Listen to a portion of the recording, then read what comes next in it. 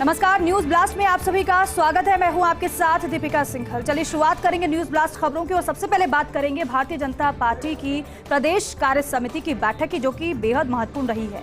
प्रदेश भाजपा कार्यालय में आयोजित हुई है ये बैठक। प्रदेश भाजपा प्रदेशाध्यक्ष सीपी जोशी की अध्यक्षता में बैठक रही है। मुख्यमंत्री भजनलाल शर्मा, प्रदेश प्रभारी अरुण सिंह, प्रदेश संगठन महामंत्री चंद्रशेखर समेत पदाधिकारी मौजूद रहे। इस बैठक में प्रदेश में लगातार दूसरे दिन ये बेहद अहम बैठक हुई है। प्रदेश कार्य समिति लोकसभा चुनाव को लेकर किया गया है मंथन। इस कार्य समिति की बैठक में विधानसभा चुनाव में कम वोटों से जीत हार वाली सीटों पर फोकस रहा है। साथ ही साथ लोकसभा चुनाव में प्रदेश की सभी सीटें जीतने पर महामंथन ऐसे माना जा रहा है, इसीलिए क्योंकि बाकायदा कार्य योजना तैयार की गई है, टास्क भी दिया जा रहा है। और टास्क ये है, जो केंद्र की योजनाएं हैं वो आप जन जन तक पहुंचाइए, हर एक घर में जाइए, संवाद करिए, बताइए कि केंद्र की क्या योजनाएं हैं और ये भी जानिए कि कितने लोग योजना से लाभान्वित हो रहे हैं। और जो लोग योजना से लाभान्वित हो रहे हैं उनसे कहिए कि और उनके जो परिचित हैं या फिर उनके आस पड़ोसी हैं, अगर वो इन योजनाओं से लाभान्वित नहीं हो रहे तो उनको भी बताया जाए, जिससे कि पार्टी से ज्यादा लोगों को जोड़ा जाए और चुनाव में उसका फायदा मिले। ये टास्क दिया गया है। मुख्यमंत्री ने संबोधित भी इसमें किया था, अहम बातें उनकी तरफ से भी की गई।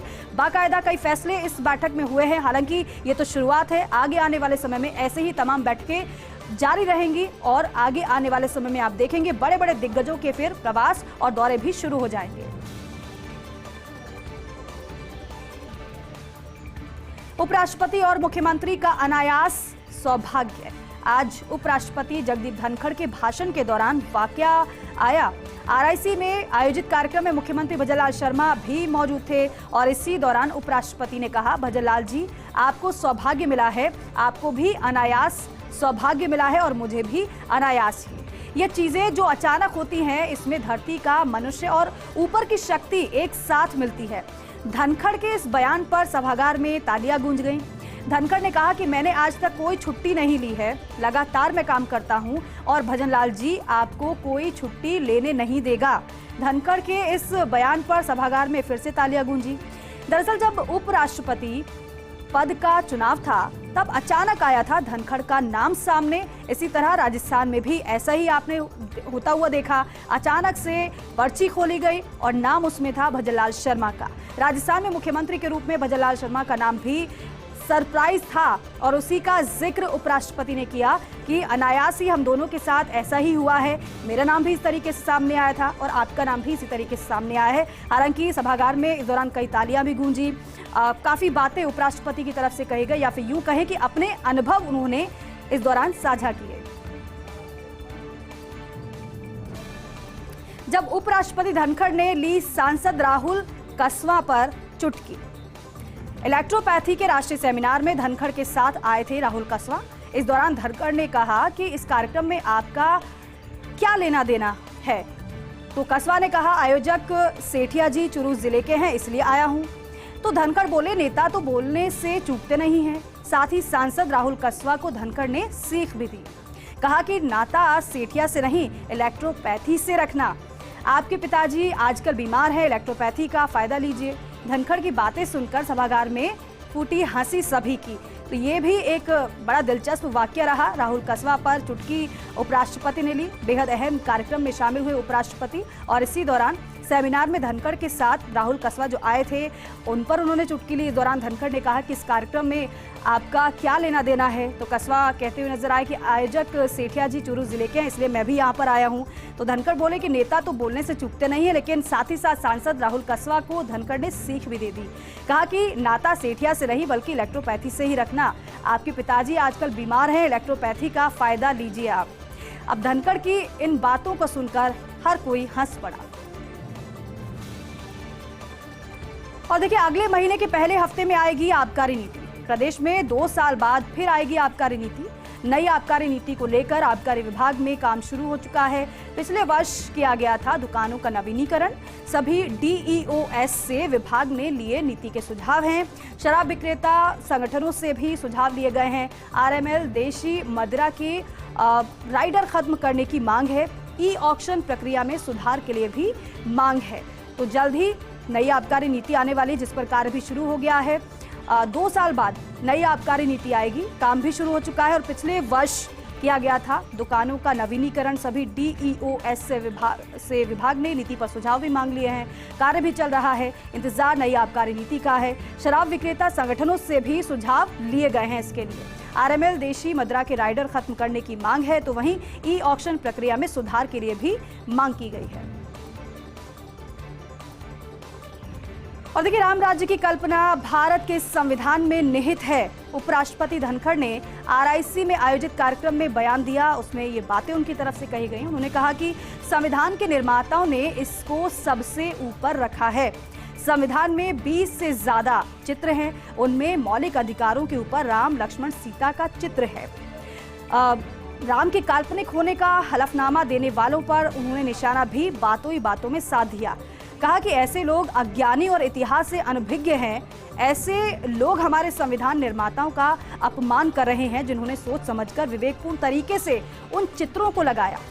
आज के दिन कोई भारतीय राष्ट्रहित से थोड़ा भी हट गया, बड़ी मुश्किल हो जाएगी, क्योंकि पूरी दुनिया समझ गई है कि अमृतकाल में मजबूत नींव रखी जा चुकी है। उपराष्ट्रपति कार्यक्रम में शामिल हो रहे हैं। आपने इससे पहले भी कई वाक्य सुने, लेकिन यहाँ पर भी किस तरीके से राम राज्य की कल्पना भारत के संविधान में निहित है, उनकी तरफ से बताया गया। प्रदेश की चिकित्सा व्यवस्था पर सरकार का फोकस है। मरीजों की दवा की पर्ची पर नहीं आने की मुहर। ACS शुभराज सिंह ने SMS अस्पताल की विजिट कर बैठक ली, जानकारी भी ली और अपने अनुभव को भी साझा किया। जो कटु अनुभव उनके रहे, इस दौरान उन्होंने वो भी बताए।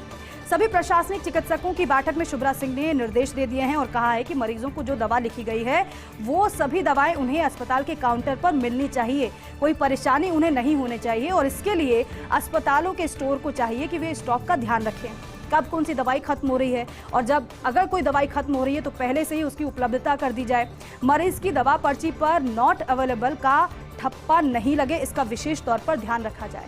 इसके लिए दवा के दूसरे ऑप्शन स्टॉक में रखने के ACS ने निर्देश दे दिए हैं। तो वहीं आपको यह भी बता दें कि फर्स्ट इंडिया ने अपने रियलिटी चेक में प्रमुखता से इस मुद्दे को उठाया था, जिसका संज्ञान भी लिया गया और संज्ञान लेने के बाद एक्शन भी लिया जा रहा है। खुद ACS शुभराज सिंह पहुंच गई SMS अस्पताल। वहां पर मरीजों की परेशानियों को तो जाना ही, लेकिन साथ ही साथ प्रबंधन का भी विशेष ध्यान उनकी तरफ से रखा गया और ये भी अधिकारियों को निर्देशित किया गया कि ये आप सुनिश्चित करिए कि जो मरीज आ रहा है, जिसकी पर्ची पर दवाइयां लिखी जा रही है, NA की मुहर उस पर ना लगे, यानी कि ये ना उससे कहा जाए कि ये दवाई है नहीं, बल्कि अगर स्टॉक खत्म हो रहा है तो आप ऐसा प्रबंधन करिए जिससे कि पता पहले से रहे कि ये दवाई खत्म होने वाली है, इतने दिन बाद इस दवाई की उपलब्धता होनी है।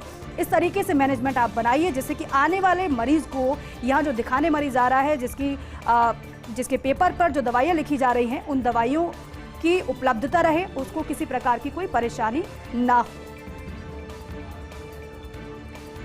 और देखिए, SMS में अगले 72 घंटे में मरीजों के रेफरेंस होंगे ऑनलाइन। नवाचार की ओर अग्रसर हो रहा है SMS। फर्स्ट इंडिया की खबर पर एक्शन मोड में ACS चिकित्सा शिक्षा हैं। आपने देखा किस तरीके से रियलिटी जानने के लिए वो SMS हॉस्पिटल पहुंच गई, अधिकारियों से बात भी की, निर्देशित भी किया। लेकिन आपको बताया कि फर्स्ट इंडिया ने प्रमुखता से खबर को दिखाया था, रियलिटी चेक करके, और सरकार के सामने परेशानियों को रखा था। खबर के बाद ACS शुभराज सिंह ने समझा भर्ती मरीजों का दर्द कि कैसे जो भर्ती मरीज है वो और उनके तीमारदार परेशान हो रहे हैं। आज ACS शुभराज सिंह ने SMS अस्पताल की विजिट कर बैठक ली और रेफरेंस के लिए मरीजों को इधर उधर भटकने पर नाराजगी उन्होंने जताई है। SMS मेडिकल कॉलेज प्राचार्य डॉक्टर राजीव बगरहट्टा को निर्देशित किया गया है। उनकी तरफ से उन्होंने कहा कि ना सिर्फ SMS बल्कि अटैच अस्पतालों के रेफरेंस ऑनलाइन करने के निर्देश उन्होंने दे दिए हैं। ACS ने IMHS पोर्टल के जरिए रेफरेंस तय टाइम में देखने के निर्देश दिए हैं। मॉनिटरिंग पर विशेष तौर पर फोकस किया जा रहा है, क्योंकि मॉनिटरिंग ही सबसे बेहतर व्यवस्था कर सकती है।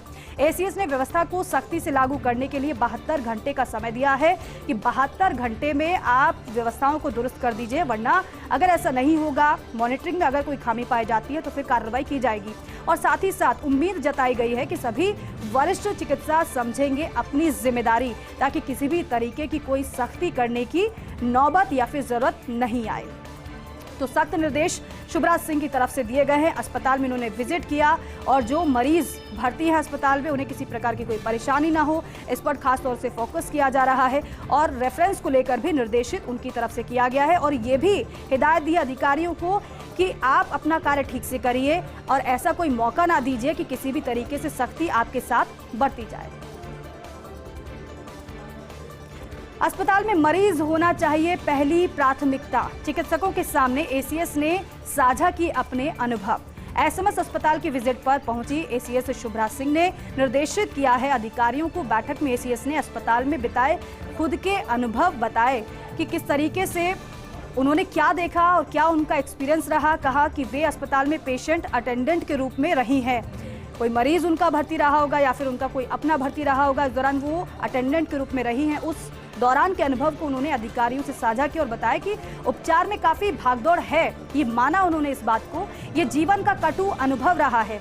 उन्होंने माना कि एसएमएस में मरीजों की संख्या एक बड़ी चुनौती है। ये भी वो मान रही क्योंकि बड़ी संख्या में दूर दूर से मरीज पहुंचते हैं एसएमएस हॉस्पिटल इलाज के लिए। लेकिन हम सबको ये सोचना चाहिए कि चाहे कुछ भी किया जाए, अस्पताल में जो दूर दराज से मरीज आते हैं उन्हें कम से कम परेशानी हो, कम से कम मरीज जो परेशानी लेकर आ रहा है उस परेशानी या फिर उस मर्ज की दवा तो उसे मिले, लेकिन साथ ही साथ जो उसके साथ लोग आ रहे हैं उनको भी सहूलियत मिले। मरीज पहले से परेशान है, लेकिन वहां पर अगर पहुंचेगा, भागदौड़ में इतना समय बीतेगा तो उसे इलाज कब मिलेगा, इस पर फोकस करने की बात शुभ्रा सिंह ने कही है। से 2 दिन पतंगबाजी की धूम रहने वाली है। मकर संक्रांति पर्व पर इस बार 2 दिन छुट्टी रहेगी। जयपुर में हमेशा 14 जनवरी को मनाई जाती है मकर संक्रांति, लेकिन इस बार तिथि के अनुसार अगर बात की जाए तो तिथि के अनुसार मकर संक्रांति 15 जनवरी को है। ऐसे में जयपुर कलेक्टर ने 15 जनवरी को घोषित की है छुट्टी। मकर संक्रांति पर सुबह और शाम 4 घंटे पतंगबाजी पर रोक रहेगी। हालांकि सुबह 6 बजे से 8 बजे तक और शाम को 5 बजे से 7 बजे तक नहीं कर सकेंगे पतंगबाजी। और इसके अलावा मकर संक्रांति पर पतंगबाजी के दौरान चाइनीज मांझा, प्लास्टिक, सिंथेटिक मांझा और जहरीले मेटल से बने मांझे पर पूरी तरीके से रोक रहेगी। गृह विभाग ने इसके लिए सभी कलेक्टर्स को एडवाइजरी भी जारी कर दी है। तो वहीं जयपुर में 2 दिवसीय पतंगोत्सव की धूम रहने वाली है। मौसम विभाग के अनुसार मौसम भी पतंगबाजी के अनुकूल रहेगा, जो कि पतंगबाजों के लिए सोने पे सुहागा रहेगा। गुलाबी नगरी में संक्रांति पर 14 से 15 जनवरी को चलेगी तेज रफ्तार से हवा। 4 दीवारी समेत जयपुर शहर में पतंगबाजी के दौरान साफ मौसम रहेगा। मौसम विशेषज्ञों के मुताबिक 8 से 10 किलोमीटर प्रति घंटा रह सकती है हवा की स्पीड। और इसके साथ ही साथ इस बार हवा की दिशा पूर्वी या फिर दक्षिण पूर्वी रहने की संभावना है। हालांकि संक्रांति पर दिन में खिली अच्छी धूप पतंगबाजों को परेशान कर सकती है।